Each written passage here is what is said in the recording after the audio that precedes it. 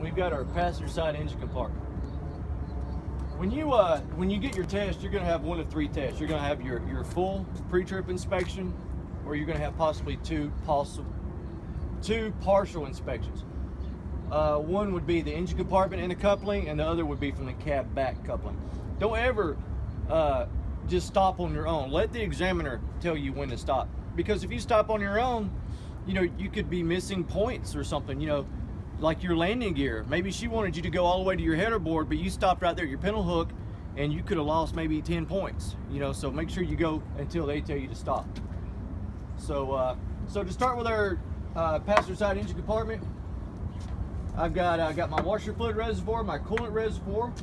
I've got my alternator right here, which is belt driven, my belt driven alternator. And underneath here, I've got my belt driven water pump. That's the components we're going to talk about, plus our belts. Now again, anytime you see something with liquid in it, we want to make sure it's not leaking. And instead of calling it an alternator that's belt driven, we're just going to call it a belt driven water pump or belt driven alternator. It's just going to help us to remember, so we won't forget it. So I'm going to start with my washer fluid reservoir. It's properly mount secure, not cracked, been broken, or damaged. And I can see right here it's not leaking, so I'm checking it for leaks.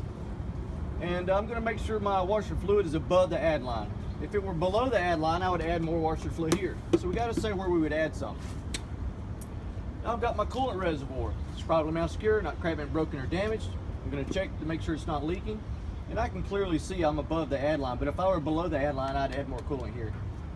Some trucks are not equipped with a reservoir. If this truck simply had a radiator cap, I'd let the truck cool, remove the cap, visually look in, and see if I need to add from there. From there, I'm going to come down to my belt-driven alternator. Make sure you point at your alternator, because if I point at my AC compressor, the examiner's not going to say anything, but she's going to know that that's not the alternator. She's going to know that's the AC compressor, because they all had to go through this test themselves. So that's my belt-driven alternator. I'm going to check my belt here, make sure I got 3/4 of an inch of play. My alternator itself is probably mount secure, not cracked, been broken, or damaged. I've got my wiring right here at the back, because I'm working from the front to the back. My wiring right here at the back, make sure it's all properly mount secure. All my connections are tight. The wires themselves are not cut, chafed, spliced, worn, or damaged.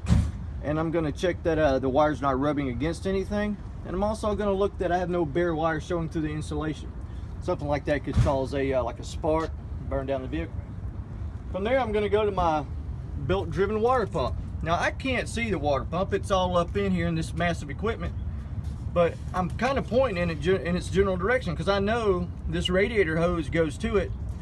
And the examiner's going to know that, so as long as you're pointing at where it's at, she'll be fine with that. So I'm going to check that the belt does not have no more than 3/4 of an inch of play, because it is a belt-driven water pump. The water pump itself is probably mount secure, not cracked, bent, broken, or damaged. Since it's a water pump, we're going to make sure it's not leaking.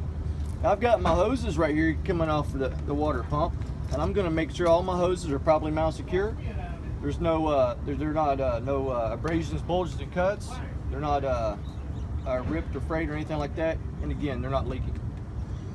My belts on this truck is equipped with 2 belts. I want to make sure they're properly mount secure. They're not ripped, frayed, or cracked. That's both belts. They're properly mount secure. They're not ripped, frayed, or cracked. So that's your passenger side engine compartment.